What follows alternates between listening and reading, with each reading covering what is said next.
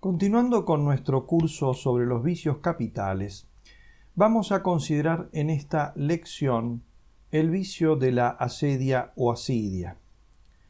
Este tema ha llamado mucho la atención de los antiguos monjes del desierto en los siglos IV y V, dedicándole páginas realmente memorables.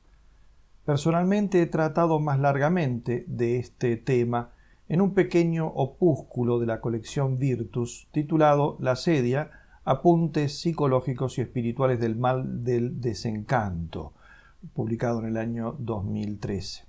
Voy a resumir sustancialmente lo expuesto en ese escrito y añadiendo algunas observaciones que no desarrollé en aquella oportunidad. Para iniciarnos nos guiará nuevamente el cuadro de Jerónimo de Bosch, la tabla de los pecados capitales. Allí, en el segmento de la parte superior derecha del ojo de Dios, el autor se refiere precisamente a este vicio que aquí presentamos. La escena es clara. Un hombre duerme ante la chimenea en vez de entregarse a la oración como lo hace su mujer, quien insta a su cónyuge a retomar sus deberes religiosos. El libro de oraciones yace cerrado sobre la cómoda al fondo de la pintura, mientras la candela con que tendría que velar está a punto de caerse de sus manos. Sobre la chimenea la luz se ha apagado.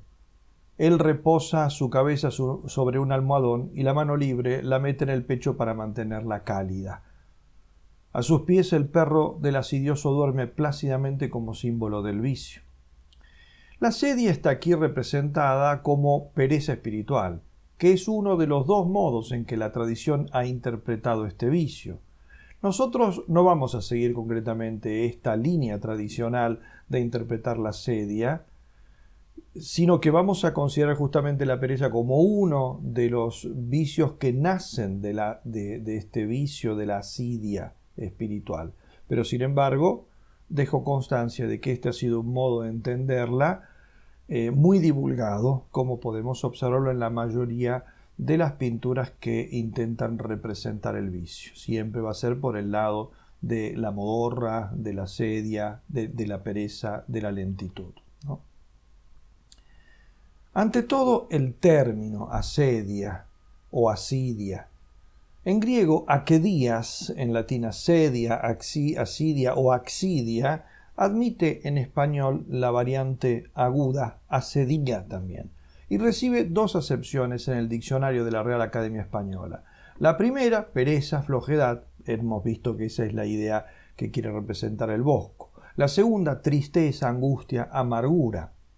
Estas dos variantes representan precisamente esas dos tradiciones a las que acabo de aludir, y que son diversas concepciones de este vicio, una que entiende el vicio como pereza, otra como tristeza, a decir verdad, como una de las especies particulares de tristeza.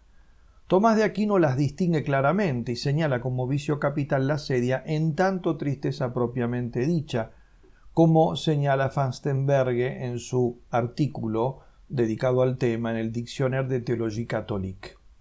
La pereza, como vamos a decir un poco más adelante, es en realidad uno de los pecados que genera la asedia. La expresión asedia la encontramos entre algunos paganos también, por ejemplo, Empédocles, Hipócrates, Luciano y Cicerón la usan, mientras que solo aparece 3 veces en la versión griega del Antiguo Testamento, la versión de los 70. Esos lugares son el Salmo 118, el libro del Sirácida capítulo 29 y en el profeta Isaías capítulo 61. Interesó notablemente a los autores eclesiásticos de los primeros siglos, entre los cuales tenemos que destacar a Juan Casiano, Juan Clímaco, Juan Damasceno, Isidoro de Sevilla, Alcuino. Todos estos la calificaban como el principal vicio que asedia a los anacoretas, como dice por ejemplo Casiano, tedio y ansiedad del corazón que afecta a los anacoretas y a los monjes que vagan en el desierto. De los padres del desierto recibió un mote que hizo notable fortuna en la historia occidental, el demonio del mediodía. Esta designación respondía a que, decían ellos, aparece principalmente en torno a ese momento del día en que las fuerzas decaen, el sol arrecia, la modorra irrumpe, y todo el ejercicio espiritual se vuelve singularmente trabajoso y pesado. De ahí pasó a indicar el estado de tedio vital que acosa a todo ser humano en el mediodía de su vida, es decir, cuando la persona llega a su madurez. Sobre este tema, Paul Bourget escribió al inicio del siglo pasado una afamada novela de tinte psicológico, al cual le puso como nombre Le Démon de Midi, el demonio del mediodía, donde escribe esta célebre frase: las culpas a las que nos empuja el demonio del mediodía tienen algo de espantoso, son lúcidas. Sus víctimas se precipitan en el abismo con los ojos abiertos. Si alguno no ha leído esta obra, se la recomiendo. ¿Asedia pasional o sensible?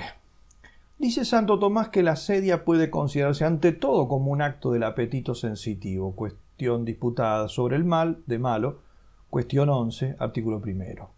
Es la asedia o tedio pasional, especie particular de la pasión de la tristeza, una suerte de tristeza que aplasta tanto que inmoviliza a la persona impidiéndole obrar, dice Santo Tomás en el comentario al tercer libro de las Sentencias. Es una inclinación a reposar y rehuir del trabajo.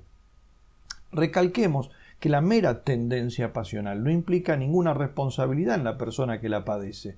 Es un simple desarreglo de nuestra sensibilidad, consecuencia, para quienes tenemos fe, del pecado original, el fomes peccati, del que he hablado en la primera de nuestras conferencias de este ciclo. Y como tal, un mero movimiento imperfecto.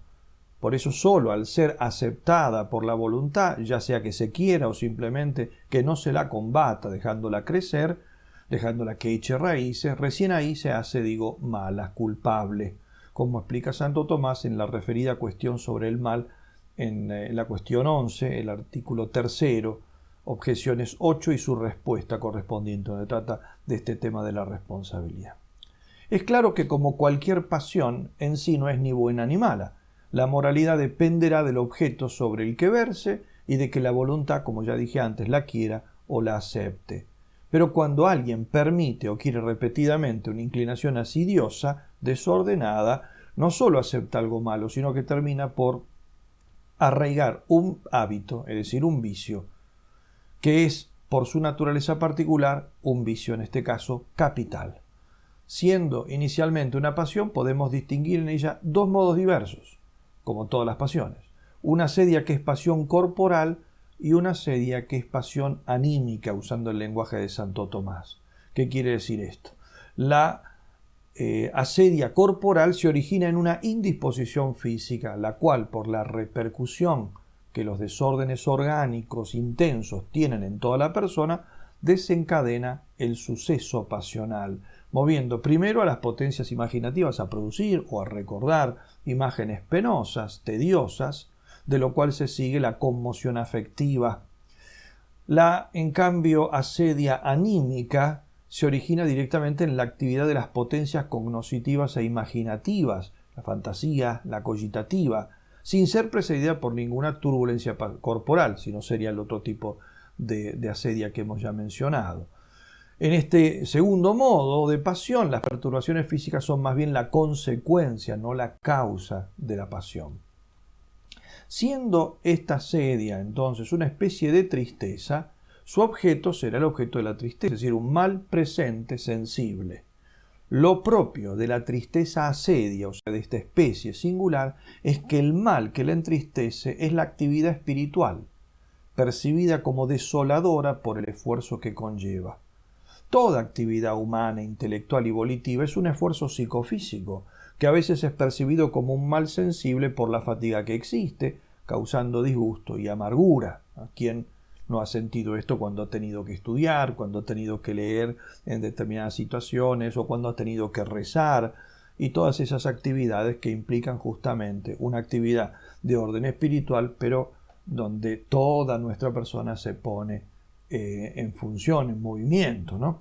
Como resultado, esto puede disparar otras pasiones: la aversión a aquello que disgusta, la fuga de la actividad que fastidia, a veces se fuga como inactividad, o sea, no hacer nada, otras veces como activismo. A veces el activismo de muchas personas esconde en realidad el estar huyéndole de otro trabajo, que es el que no les gusta. Hacen mucho trabajo, pero hacen el que les gusta. Eso es propiamente el activismo. A eso se lo llama justamente una distracción, un salirse fuera del camino que debería estar realizando. Junto a esa asedia entonces pasional también hay una asedia racional, ¿no? Aquí es la que principalmente nos interesa. Esta pertenece al apetito intelectivo, dice Santo Tomás, que es la voluntad, apetito intelectivo, ¿no? O sea, de la parte espiritual.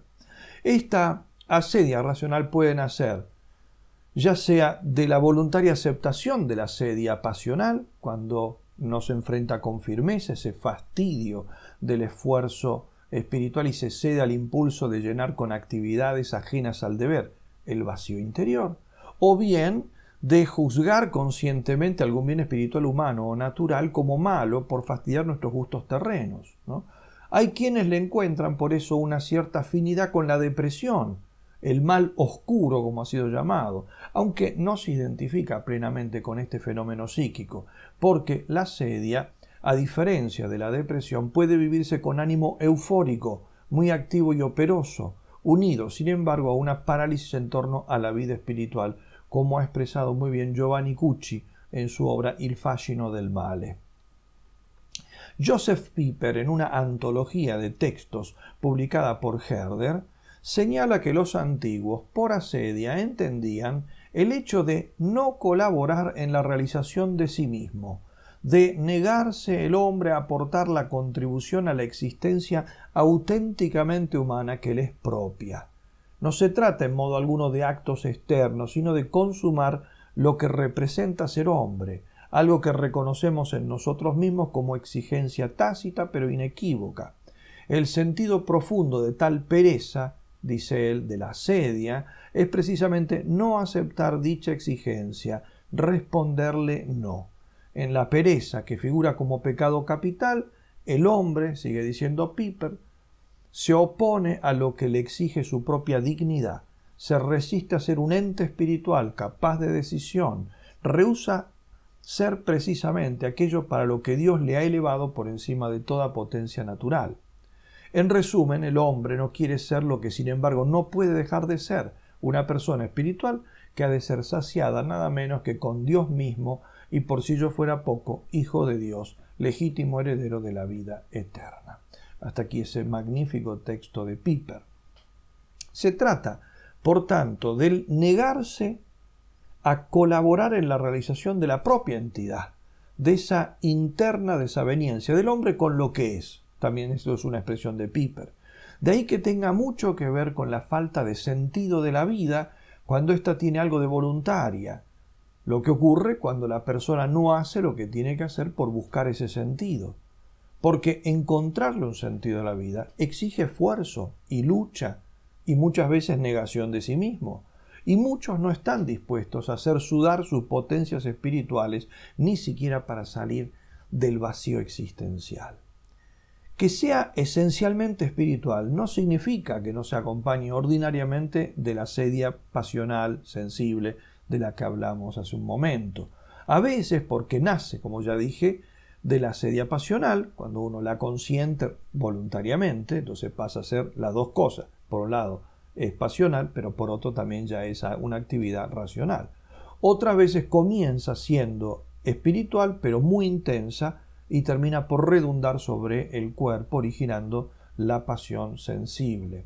Santo Tomás lo explica así. Las pasiones del alma pueden vincularse con el juicio de la razón, entre otras maneras, a modo de redundancia, a saber, porque cuando la parte superior del alma se mueve intensamente hacia algo, la parte inferior sigue también su movimiento. Así, la pasión que surge consiguientemente en el apetito sensitivo es señal de la intensidad de la voluntad.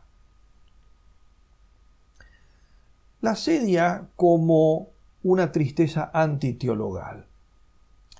Esta asedia puede tener muchas veces como objeto un bien sobrenatural. Es justamente el tema que más desarrollaron los padres del desierto a los que aludía al comienzo. En tal caso, sería una asedia antiteologal. Es una tristeza espiritual del bien interior espiritual y divino. Ese bien espiritual que debería producir gozo caritativo, pero que ahora es percibido como un mal entristecedor. Por esta razón resulta obvio que no puede entenderse adecuadamente este modo de asedia sin comprender en qué consiste dicho gozo divino. Santo Tomás define esta asedia como una tristeza por el bien divino, la cual empuja a la persona a entregarse a la inacción culpable por despreciar el bien divino, dice. Esto está en la Suma Teológica, segunda, cuestión 35, artículo 4. Esto es lo que constituye la asedia en vicio especial, no tanto el rehuir lo que es trabajoso o molesto al cuerpo u obstáculo para sus placeres, lo que no es sino mera pereza carnal, contracara de la molicie y sensualidad, que consiste precisamente en buscar descanso y deleito corporal, ¿no? Sino propiamente entonces en sentir tristeza del bien divino del que la caridad en realidad se goza. La pereza, en cambio, ya que la hemos mencionado, debemos decir que se emparenta con la indolencia, que es ejecución remisa, y ambas, a su vez, se relacionan con la negligencia, que afecta al acto interior de la prudencia. Todos estos vicios se derivan de la asedia, pero no se confunden con ella. De hecho, a la pereza, pigricia en latín, Santo Tomás no le dedica ninguna cuestión ni artículo especial, pero la definición que da de ella y el relacionarla más bien con el temor, la llama temor del mismo obrar por razón del trabajo que implica, la aproxima mucho al vicio que la Quinate llama molicie o blandura, del cual dice lo siguiente: la esencia de la molicie o blandura es el apartarse con facilidad del bien por dificultades que no puede soportar. Según Aristóteles, con toda propiedad se llama muelle blando al que deja de hacer el bien por las molestias causadas por el hecho de obrar sin sentir placer, pues retrocede, por así decirlo, por motivos de poca importancia. La persona perezosa es aquella entonces que cuando una actividad no le produce placer, más bien se queda inactivo, ¿no? Se mueve solo cuando hay un aliciente sensible para hacer las cosas. Por tanto, la pereza, vuelvo a insistir, se deriva de la asedia, pero la asedia formalmente no es tanto una especial flojera para los actos buenos espirituales, cuanto sobre todo un entristecerse del mismo bien espiritual, como llama Santo Tomás, tristicia de bono spirituali. Es una desazón de las cosas espirituales que prueban no solo los mundanos, sino en ocasiones y quizá solo como tentación a la que no consienten, también las personas que ya están adentradas en los caminos de la perfección. La asedia y la psicología. La psicología ha mostrado un gran interés por la asedia, ya sea la asedia pasional, la racional o el vicio que generan una y otra. No le dan el nombre de asedia, sino otros, pero podemos descubrir que hay una sustancial coincidencia entre estos fenómenos. Por ejemplo, cuando hablan del tedio esencial de la vida, como hace, por ejemplo, López Ibor en su famosa obra Lecciones de Psicología Médica, publicada en Madrid en 1963. De hecho, este célebre escritor describe algunas de sus consecuencias precisamente como los antiguos lo hacían cuando hablaban de la asedia. Dice: el tedio empuja a la aventura amorosa en busca de la novedad, de algo que sacuda el estanque inerte de la vida cotidiana. Y en otro lugar, muchas de las actividades que el hombre tiene precisamente están montadas sobre la necesidad inherente a la existencia humana de resolver o disolver estos estados de ánimo que, reducidos a sí mismos, resultan extraordinariamente penosos. Cuando el sujeto no se distrae, es decir, cuando amputa de su vida toda serie de actividades que parecen puramente periféricas, le amenaza el peligro del tedio y del aburrimiento. La forma patológica se presentará cuando, a pesar de intentar distraerse, no lo logra. Por eso, este autor, López Ibor, la identifica con el llamado demonio del mediodía, del que ya mencioné antes y cuya expresión originaria de la patrística quería justamente designar la asedia. Dice López Ibor: a medida que el hombre madura, decrece el coeficiente de novedad que le aporta su experiencia. De este modo, cuando alcanza el recodo que señala la mitad del camino de la vida, pocas cosas le producen sensación de novedad. La experiencia de vida ha de cuajar en nuevas formas, más hondas y profundas.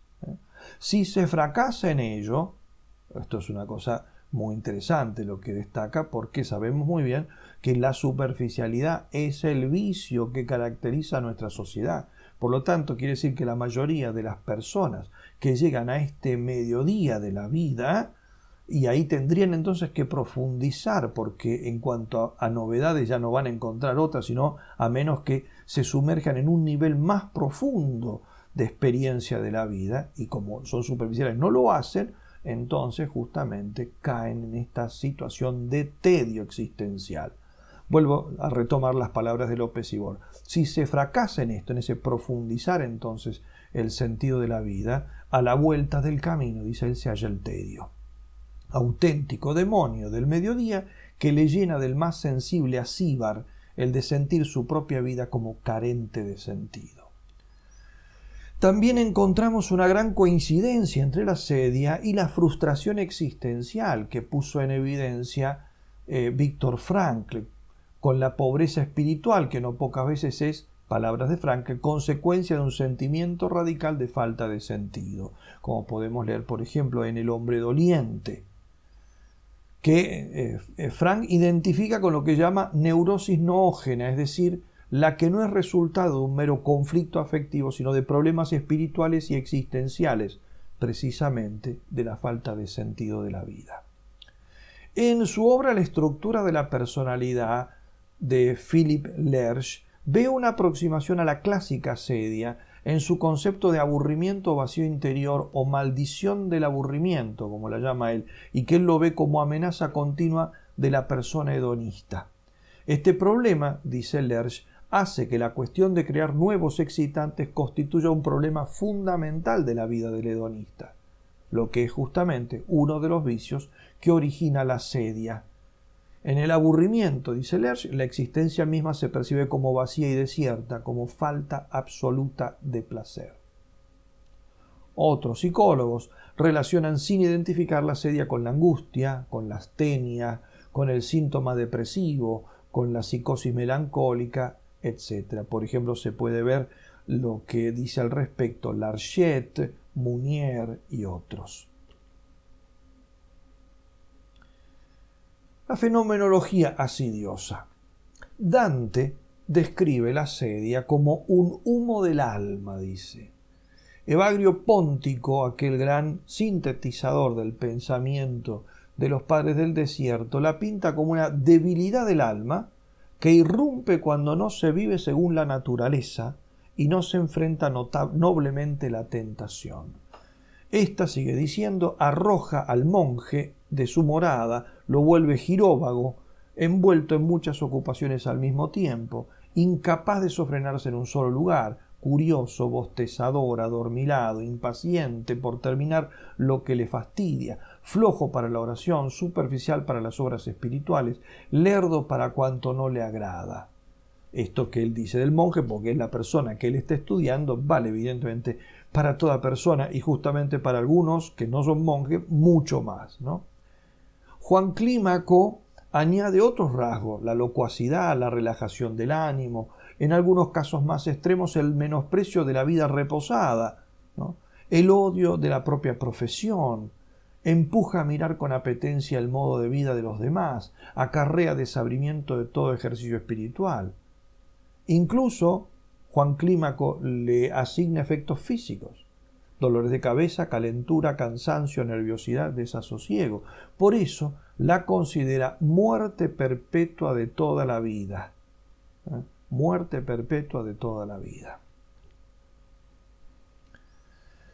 La psicología de la asedia. En la estructura psicológica de la asedia espiritual observamos distintos aspectos. El punto de partida, como puede suponerse, es el juicio asidioso, esto es un juicio de valor por el cual se juzga malo y desolador algo que en realidad es bueno, e incluso muy bueno. No hablamos aquí de un juicio especulativo, sino del juicio práctico, es el juicio afectivo, sobre el que influyen las disposiciones morales de la persona, sus pasiones y hábitos. Recordemos que en toda decisión nosotros nos guiamos por un juicio donde nosotros no solo decimos esto es algo que yo tengo que hacer, sino esto es algo que me conviene hacer ahora, que es necesario que yo haga ahora. Solo cuando yo hago un juicio de este tipo, tomo la decisión, hago la elección, decido y ejecuto lo que tengo que hacer, ¿no? Y ese juicio, justamente, como es un juicio de conveniencia, como lo llama Santo Tomás, es decir, esto a mí me conviene, ¿no? Esto me conviene a mí. Por eso incluso muchas veces este juicio de elección lo hacemos en contra, dice Santo Tomás, del juicio de conciencia. Cuando yo voy y me arrepiento de algo y digo, he obrado mal porque hice tal cosa, ¿yo qué estoy diciendo? Que yo en el momento de hacerla me di cuenta de que no la tenía que hacer. Ese es el juicio de conciencia. Esto no lo debo hacer. Pero tomé igualmente la decisión de hacerlo. O sea, yo dije, esto no lo debo hacer, juicio de conciencia, pero aquí ahora me conviene hacerlo. Si no lo hago ahora, no voy a tener nunca mala oportunidad. Si yo no me llevo esa billetera que está ahí, que sé que no me la tengo que llevar, yo no me podría comprar lo que me quiero comprar ahora. Si me la llevo, entonces me conviene, a pesar de que obro contra mi conciencia, me conviene llevármela. Esto segundo es el juicio de elección. Lo primero es el juicio de conciencia. Cada vez que yo me arrepiento de algo, reconozco que he hecho dos juicios de conciencia y de decisión que son distintos. Cuando obro bien, los dos juicios siempre es el mismo, o sea, se coinciden, ¿no? Tomo la decisión de lo mismo que la conciencia me dice que tengo que decidir. Por eso entonces ese juicio, al ser un juicio de conveniencia, lo que me conviene a mí, dice Santo Tomás, en él influyen notablemente mis disposiciones, ¿no? Si yo tengo malos hábitos, si estoy apasionado, todo eso va a influir para que algo me resulte conveniente o necesario, aún sabiendo que no debería hacerlo, ¿no? Por eso entonces, en el juicio, en el asidioso, ese juicio es un juicio que está contaminado por la pasión de la asedia. Y ahí, entonces, es que se desencadena todo este movimiento. Primero ese juicio valorativo, por el cual el asidioso juzga que un determinado bien espiritual divino es amargo, desabrido, triste, pasado de moda, inútil, contrario a la naturaleza o incluso enemigo nuestro, tergiversando así la realidad divina a causa de estos afectos desordenados que pueden ser tales o bien por estar dominados por alguna pasión transitoria, como he dicho, ¿no? El padre Bojorge, en esa obrita tan interesante, en mi sed me dieron vinagre, la civilización de la asedia, habla de una apercepción o dispercepción del bien, es decir, de una distorsión de la percepción del bien, que es lo que estoy diciendo.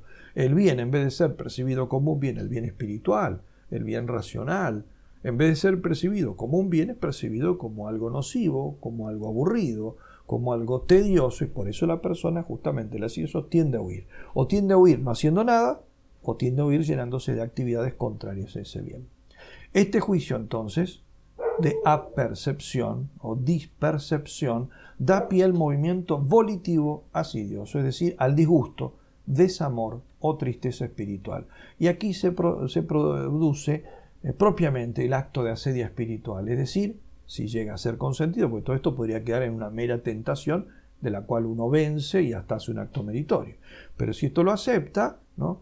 se realiza un pecado contra el gozo caritativo, contra la complacencia que debería producir en nosotros todo bien auténticamente divino.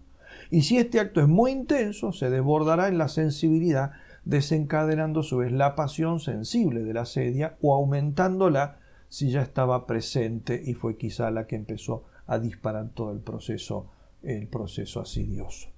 Y como consecuencia finalmente ejecutiva de este disgusto o tristeza surgen diversos movimientos, ya pueden ser pasionales, ya voluntarios, que son el resultado de todo lo anterior, a saber, la pereza, la lentificación, la huida del trabajo, del bien, etc. Esto es lo que la tradición ha llamado las hijas de la asedia, de las que voy a hablar en unos momentos.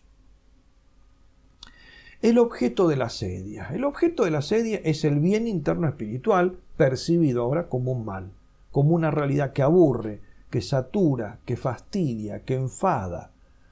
De alguna manera, entonces, si consideramos así la asedia, la podemos comparar con la envidia.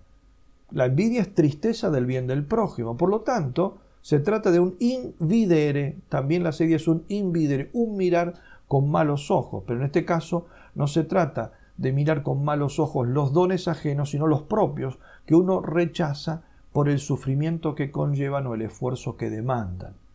Los autores espirituales, que son quienes más han estudiado este fenómeno, la ven reflejada en quienes padecen tristeza o fastidio de la cruz, de la santidad, de la oración, de la castidad e incluso de la vida misma. Se podría expresar con estas palabras del libro del Coelet en el Antiguo Testamento, que dice así, en el capítulo 2, versículo 17: «He detestado la vida, porque me repugna todo cuanto se hace bajo el sol, porque todo es vanidad y atrapar vientos». Esta es la expresión propia del hombre desanimado frente a las cosas de la vida. Lo mismo puede decirse de quien experimenta un desencanto de aquellos bienes espirituales de los que esperaba, como se suele decir, otra cosa. Por ejemplo, esperaba una experiencia de plenitud sensible, consuelo, entusiasmo, emotivo inalterable, exclusión de tentaciones, triunfos terrenos, seguridad definitiva, ¿no? Esto es muy frecuente cuando la persona carnaliza los bienes espirituales, esperando de ellos satisfacciones no propias de su naturaleza espiritual, sino sensibles y mundanas, ¿no? Esto suele ocurrir, lamentablemente, cuando a la persona le plantean la vida espiritual, la vida seria, se la plantean en forma meramente sensible y la persona termina creyendo que la oración, la liturgia y todas las cosas donde uno puede relacionarse con las cosas espirituales es algo que lo va a llenar, que lo va siempre a conmover, que lo va a llenar de sentimiento, que lo va a llenar de alegría, de emoción, de llanto sensible. Y después se da cuenta que llega un momento en que eso son consuelos que Dios quita justamente para ir purificando el alma y que busque a Dios por motivos que son los verdaderos motivos, no por los consuelos. Un niño puede portarse bien porque yo le doy un caramelo, pero llega un momento en que yo tengo que hacer el bien sin la búsqueda de caramelo, sino lo que estoy realizando es un entrenamiento como yo entreno a un perro, como hacía Pavlov con sus reflejos condicionados. La persona tiene que moverse libremente hacia el bien, incluso cuando ese bien no le produce una satisfacción inmediata o una satisfacción sensible. Cuando la persona no ha entendido esto y se esperaba todo aquello, ¿no?, como resultado de sus actos espirituales, de que el estudio sea una cosa que realmente lo llena, que lo colma de emoción, que lo colma de ternura, que lo colma de entusiasmo, resulta que es tedio, es sudar, es transpirar, es mantenerse despierto y haciendo esfuerzo por bienes ideales, ¿no? Cuando descubre todo eso y no haya aquello que buscaba porque había carnalizado sus expectativas, le sobreviene el tedio. Y esto es justamente lo que nosotros queremos decir con esta expresión de asedia. Ese movimiento de rechazo de toda esa realidad buena en sí misma e importantísima y fundamental para el hombre, pero que es rechazada justamente por no producir ese gozo sensible que era la expectativa del hombre carnalizado. ¿Cuáles son las causas de la asedia? Como dije que la asedia puede comenzar siendo meramente pasional, pasando luego a la esfera espiritual, o viceversa, puede empezar en la esfera espiritual y después desbordarse en la esfera pasional, le podemos adjudicar diversas causas.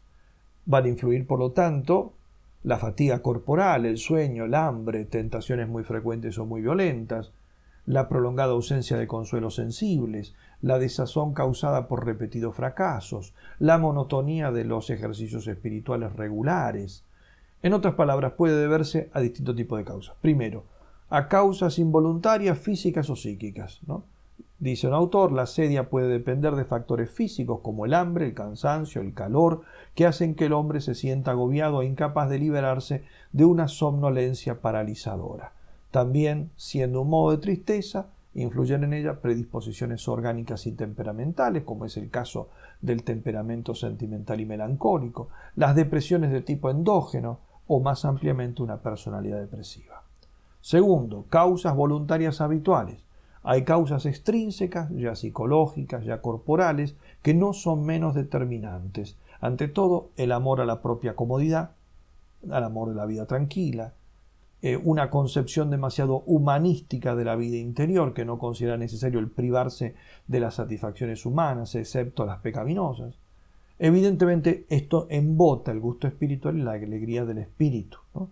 Cuando unos afectos demasiado sensibles, por no decir carnales, se apoderan del hombre, entonces los bienes espirituales se vuelven tediosos, porque son contrarios a los carnales, ¿no?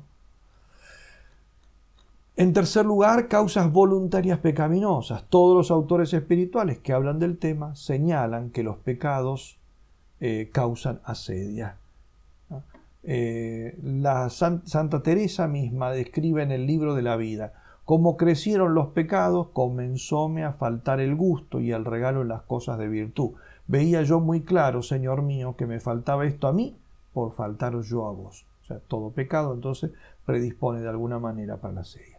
Cuarto lugar, también puede causarla una vida espiritual desequilibrada, como por ejemplo graves preocupaciones largo tiempo mantenidas, responsabilidad inmoderada, trabajo intelectual febril, actividades buenas pero tan absorbentes que consuman todas las energías sin un equilibrado reposo del alma. En quinto lugar, sobre todo, el sentimiento de vacío religioso. Giovanni Cucci observa que la asedia junto a la soberbia son los vicios que más manifiestan una referencia propiamente espiritual y religiosa, mientras otros vicios, por ejemplo lujuria, gula, ira, avaricia, son identificables y condenables prescindiendo de una perspectiva religiosa, y por eso los antiguos paganos los habían presentado de modo bastante completo. La asedia salta a la vista solo en relación con la necesidad religiosa del ser humano. El hombre mundanizado y volcado sobre los amores y gustos terrenos experimenta un vacío de Dios que puede tomar la forma de vacío existencial o falta de sentido de la vida. Esto, como ya dije, lo ha estudiado ampliamente Viktor Frankl en sus obras El hombre en busca de sentido, La voluntad de sentido, La idea psicológica del hombre, etc. Entonces experimenta ese vacío existencial, pero experimentar propiamente asedia en cuanto disgusto del bien espiritual, esto lo hace más bien el hombre que tiene preocupaciones religiosas. En el fondo, todo hombre las tiene, pero algunos las pueden acallar tanto que también este vicio pase a ser un vicio secundario en su vida. Los asidiosos. El asidioso es el que está dominado por la asedia.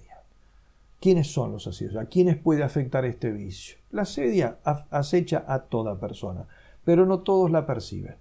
Es necesario tener una cierta vida interior, como dije recién, para tomar conciencia de ella. Por eso se dice que la asedia es el vicio propio de la persona religiosa, es decir, del hombre espiritual, del que tiene vida interior, que no es exclusivamente el religioso consagrado, sino toda persona quien tiene intereses altos, intereses por el mundo de lo espiritual, el mundo religioso. También la experimentan las personas dedicadas a los negocios del mundo, aunque difícilmente toman conciencia del problema. Como recién expliqué, más bien ellos lo que suelen percibir es la cara meramente humana de la asedia, lo que sería el vacío existencial del que habla Viktor Frankl. Más aún, nuestra civilización ha sido definida, como ya expliqué antes, como la civilización de la asedia, palabras que utiliza el padre Bojorge, muy atinadas. El modo en que la experimentan los hombres del mundo lo describe vivamente Larchet en su obra Terapias de las enfermedades espirituales. Dice así: no deja en paz ni siquiera a quienes viven fuera de toda regla o incluso sin actividad espiritual alguna. Es bajo otras formas que se ensaña con ellos, como lo hace notar San Isaac el Sirio, que dice así: a quienes conducen sus vidas en las obras corporales los alcanza otra asedia que es visible a los ojos de todos. Esta asedia toma la forma de un sentido a menudo oscuro y confuso de insatisfacción, de disgusto, de aburrimiento, de cansancio, tanto de sí mismo como de la misma existencia, del ambiente en que viven, del lugar en que residen, de sus oficios y hasta de cualquier otra actividad. Ellos son golpeados además por una inquietud sin razón, por una ansia generalizada o por una angustia episódica o continua. Generalmente se encuentran atrapados correlativamente por un estado de torpor, por una pesadez psíquica y física, por una fatiga general y constante probada sin un motivo particular, por una somnolencia periódica o permanente del alma y del cuerpo. Paralelamente, a menudo y para conjurar de algún modo sus penosos estados, la asedia los induce a múltiples actividades, a cambios innecesarios, a tratos inútiles y a todo lo que les parece que puede ayudarlos a huir del aburrimiento y de la soledad y a colmar la insatisfacción que experimentan. Con frecuencia cuando quieren o creen sentirse satisfechos y reencontrarse a sí mismos, en realidad no hacen otra cosa que alejarse de sí mismos y de su deber ser espiritual, de su naturaleza y destino, y por eso mismo de toda satisfacción plena y entera. Descripción admirable que nosotros diríamos lo que está describiendo San Isaac el Sirio es el hombre del siglo XXI, pero si buscamos en un diccionario de qué siglo es San Isaac el Sirio, nos sorprendería saber que esto ha sido escrito hace muchos siglos atrás. La asedia es un vicio capital. Si es un vicio capital, significa que es madre prolífica, es decir, genera, ¿no?, muchos hijos, muchos vicios que están a su servicio para alcanzar justamente su fin propio, ¿no? Que la asedia es un vicio capital nunca ha sido puesto en duda en la tradición cristiana, pero al momento de señalar cuáles son los pecados que engendra, tenemos variantes entre los autores. Isidoro de Sevilla le adjudicaba 6 vicios: la ociosidad, somnolencia, indiscreción de la mente, desasosiego del cuerpo, inestabilidad, verbosidad y curiosidad. Alcuino, 8: somnolencia, pereza para las buenas obras, inestabilidad, vagabundeo de un lugar a otro, tibieza para trabajar, tedio del corazón, murmuración y verbosidad. Gregorio Magno, 6: malicia, rencor, pusilanimidad, desesperación, indolencia en lo tocante a los mandamientos y divagación de la mente por lo ilícito. Tomás de Aquino sigue a Gregorio y busca armonizar su enumeración con algunas de las otras conocidas, y no solo combinarlas, sino dar razón de su elenco. Para esto, para dar razón de esta lista que hace San Gregorio, combinando, como digo, con algunas observaciones de los otros autores, parte de una observación de Aristóteles que dice que nadie puede permanecer por largo tiempo con tristeza y sin placer. Texto que se encuentra en la Ética Nicómaco, libro 8. Por tanto, dice Santo Tomás, todo hombre es empujado a un doble dinamismo: la fuga del bien que causa fastidio, la persecución del placer.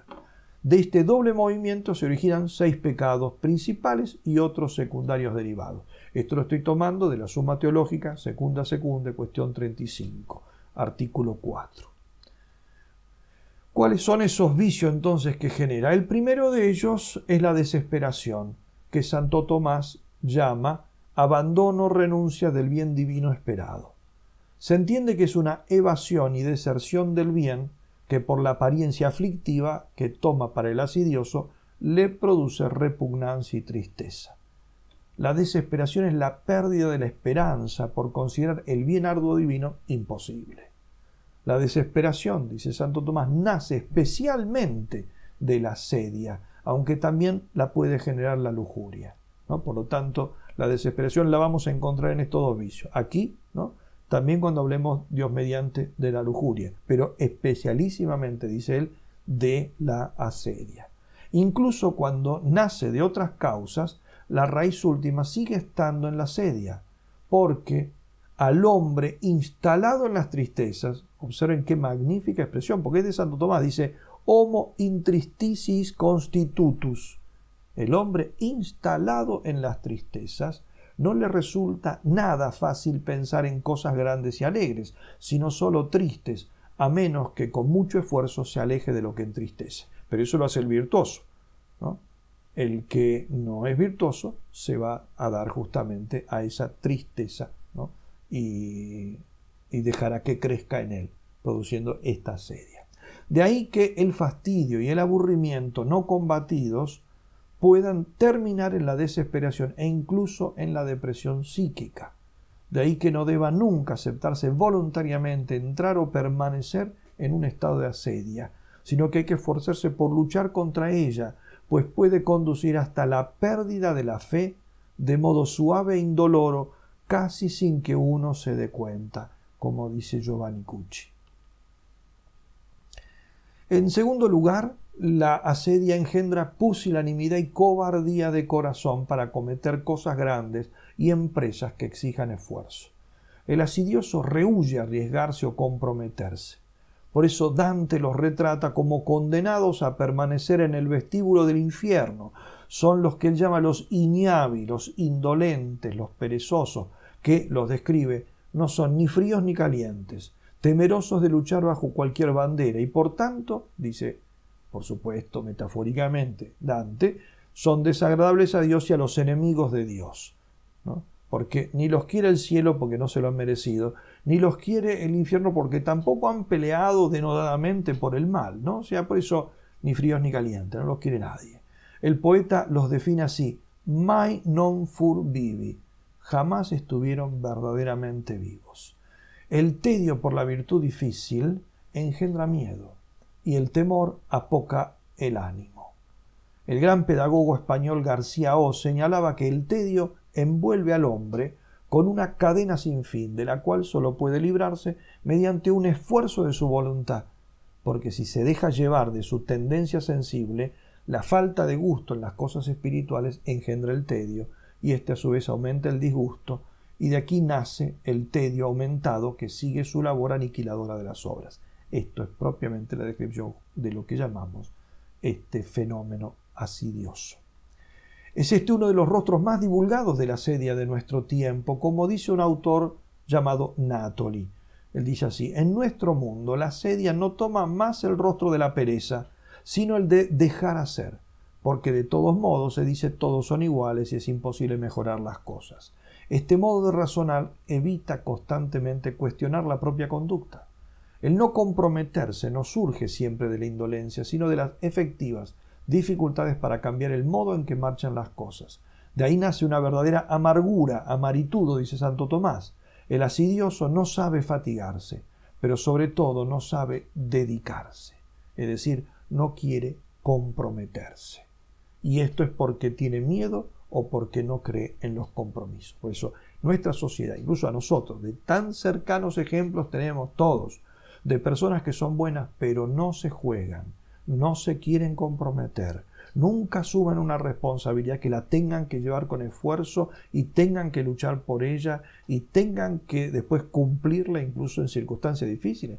Lo que estamos viendo es la civilización de la asedia que ha llegado a la casa de al lado o a nuestra propia casa o incluso a nuestra propia habitación. Otro de los efectos que produce, ya lo he mencionado, es la pereza, ¿no? Decíamos ya que la asedia no se identifica con la pereza, sino que la pereza más bien es uno de los vicios que ella engendra.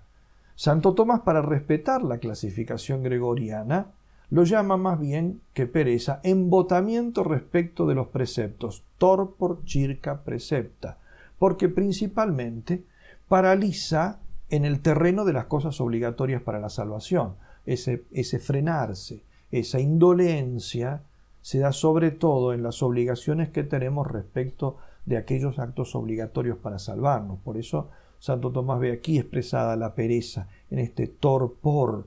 De hecho, el torpor, el mareo, la persona que está con esa especie de ebriedad en inteligencia y no puede, esa somnolencia, ¿no?, frente a los deberes de Estado o incluso frente a los mandamientos divinos, pueden culminar en una imposibilidad de obrar el deber, ¿no?, lo cual es fruto de la bulia que termina generándose en el alma. La asedia genera este torpor, esta pereza y en última instancia una suerte entonces de abulia.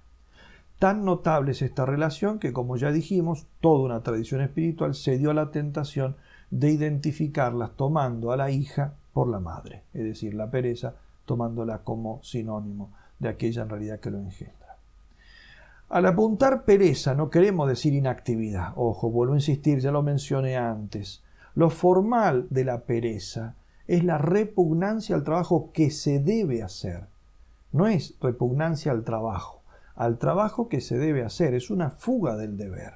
Los medios de la evasión pueden ser la holgazanería, el estar tirado en la cama, en un sofá, el no hacer nada, como la hiperactividad que nos permite excusarnos de hacer lo que debemos hacer, pero no queremos hacer. Por lo tanto, me lleno de trabajo, pero en realidad ninguno de esos trabajos es el que yo tengo que hacer, que no, porque no quiero. Entonces se muestra ese fastidio profundo interior.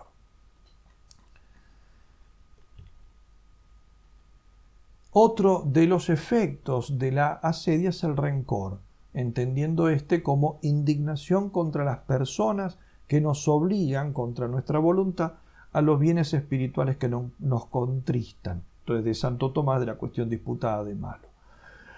A este vicio también lo hemos mencionado como efecto de la ira en nuestra conferencia anterior, porque puede estar prohijado por cualquiera de estos dos vicios, la ira o la asedia. En el caso presente, tiene por destinatarios no los bienes espirituales. Uno no se llena de rencor contra el bien espiritual, sino contra las personas que me exigen tender a esos bienes. O sea, todos aquellos que nos reclaman el cumplimiento de nuestros deberes o nos apremian a ser virtuosos. Aquí podemos incluir los buenos amigos, los consejeros, los progenitores, director espiritual si uno tiene, las autoridades religiosas o civiles, e incluso el mismo Dios, que es legislador supremo.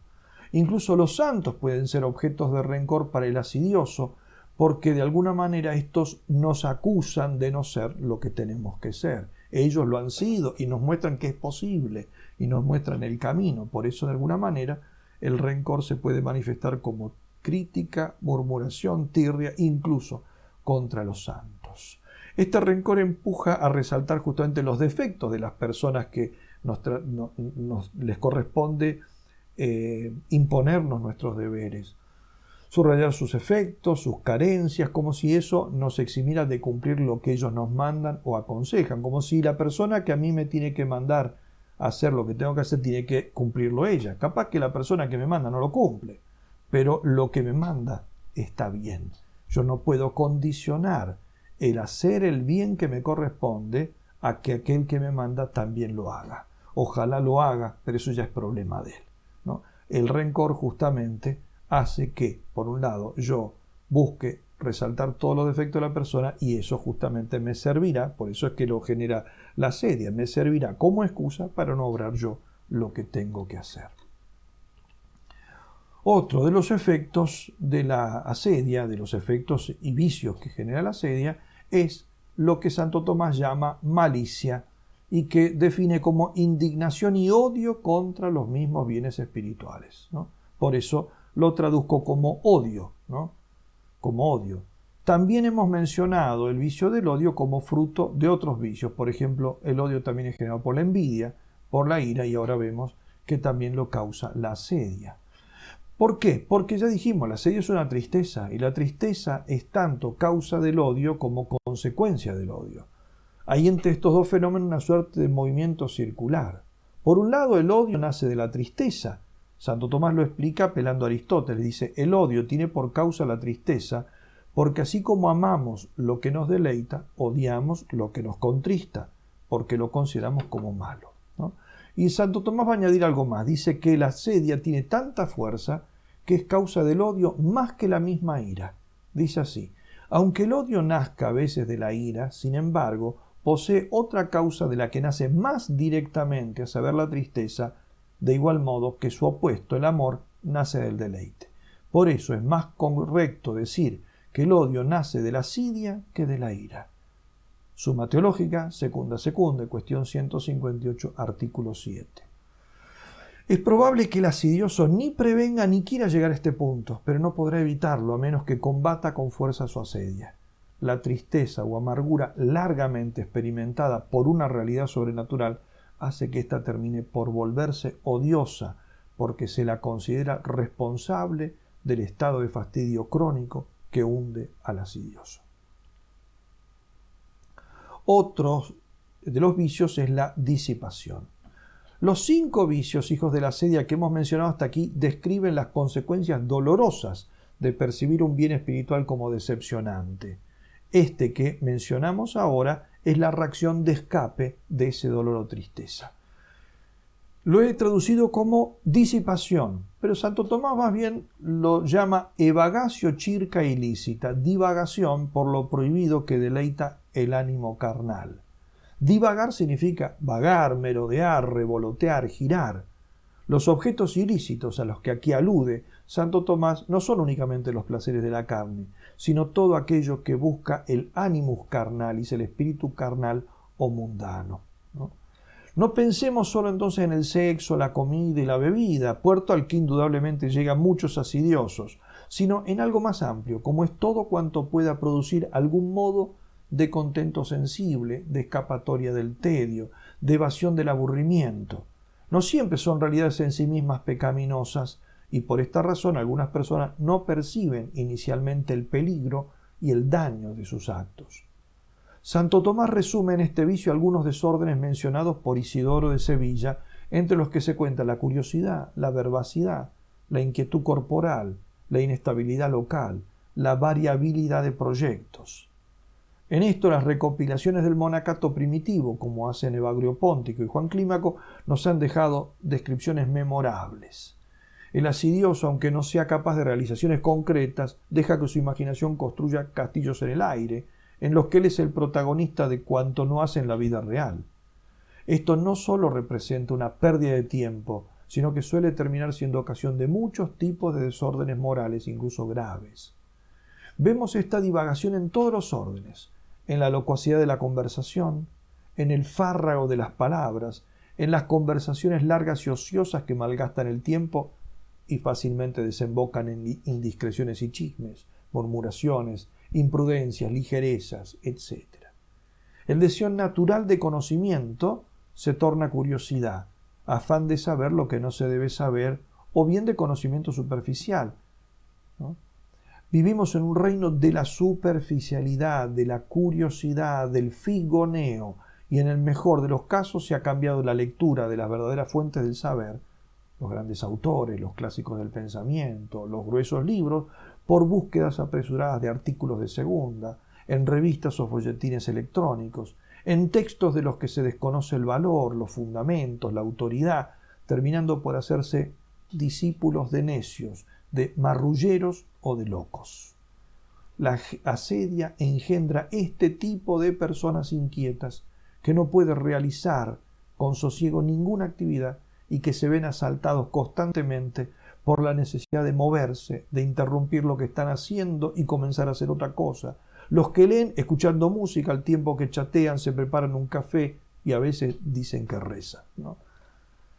También los que no pueden estar en un solo lugar por mucho tiempo, que necesitan girar de aquí para allá, como aquellos monjes que la tradición llamó justamente giróvagos, ¿no? Yendo de un lado para otro, entorpeciendo la labor del prójimo, interrumpiendo a los demás o arrastrándolos en su afán de perder el tiempo.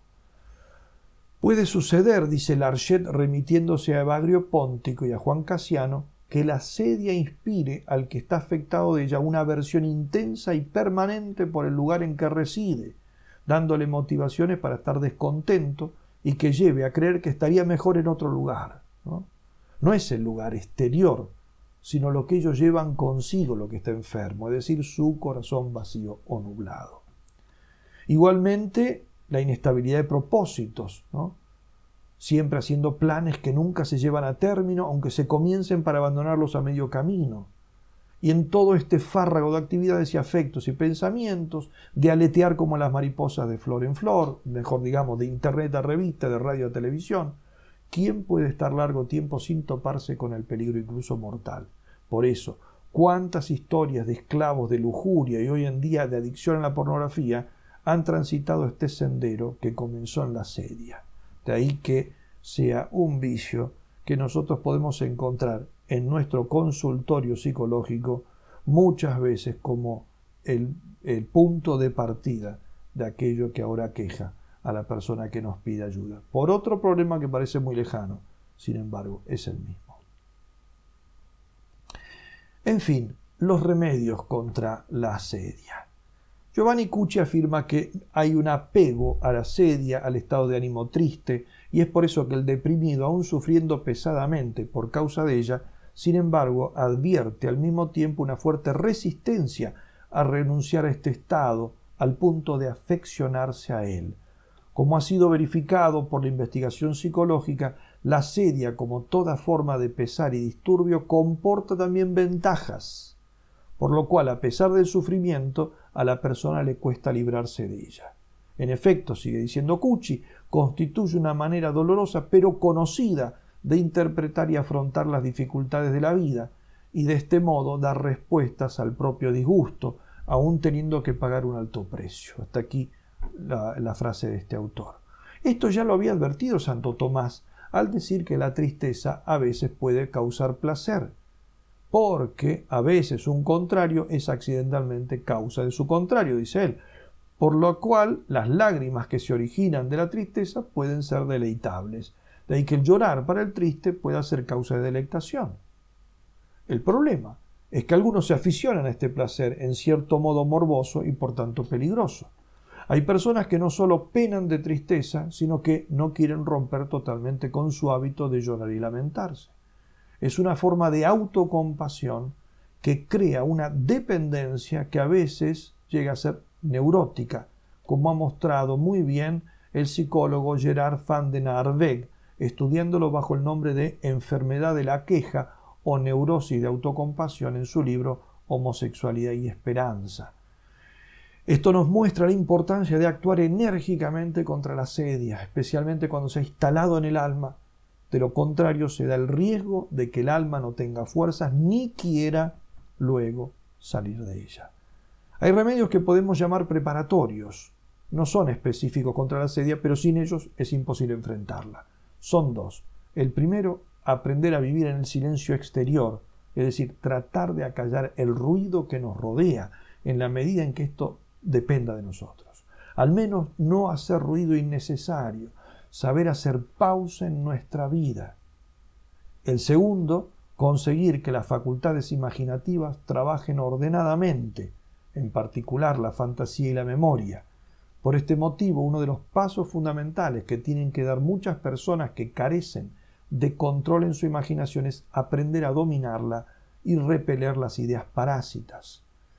Hay muchos modos para esto, entre los cuales uno de los más célebres y acorde a la sana psicología es el del médico suizo Roger Vitos, divulgado ampliamente por el padre Narciso Irala en sus conocidas obras de divulgación, Control cerebral y emocional, que tiene tantas ediciones, y Eficiencia sin fatiga. Más especialmente, la sedia se vence buscando y amando el verdadero silencio interior. Para esto es necesario no sobrecargarse de ocupaciones innecesarias, ser generosos pero sin caer en el activismo. Los autores espirituales nos dan además varios consejos prácticos de orden religioso. La oración asidua, frecuente, prolongada, larga. La caridad, puesto que es un pecado contra el gozo de la caridad. El valorar el bien, ya que es una mala apreciación del bien. La escucha amante de la palabra divina. La meditación de los beneficios divinos. En suma, todos los medios para acrecentar la caridad son remedios para vencer la sedia. En esto, los que tienen fe tienen una ventaja gigantesca respecto de los que carecen de ella, ¿no? Quiero añadir otro medio que es muy importante y no se puede soslayar, y con esto termino. Podríamos llamarlo tornar a lo esencial, porque no se puede cambiar la sedia desde la mediocridad, por lo que el asidioso que ambicione cambiar su estado debe plantearse y reflexionar las cuestiones esenciales del hombre esencial, como decía Fabro, la primera de las cuales es el problema de Dios, al que aludía fundamentalmente este autor. No se puede dejar atrás las fronteras de la sedia sin bajar al fondo del alma y tomar contacto consigo mismo, con lo más profundo de uno, donde surgen las inquietudes esenciales y existenciales sobre Dios, sobre la propia libertad, sobre la existencia, sobre la vida, sobre la muerte. El hombre no se enferma por hacerse preguntas, sino por no querer hacerlas o por no sentir necesidad de hacerlas. Todas las preguntas apremiantes de San Agustín en su angustiosa búsqueda de la verdad encontraron respuesta, porque realmente buscaba la verdad y estaba dispuesto a abrazarla aunque le doliera. Es necesario reflexionar sobre la seriedad de la vida y sobre su brevedad, sobre el bien que podemos hacer y sobre los dones y talentos que hemos recibido para hacerlo fructificar. Hay que plantearse el sentido de nuestra existencia y aceptar los límites de nuestra vida. y esperar la ilimitación solo en la eternidad.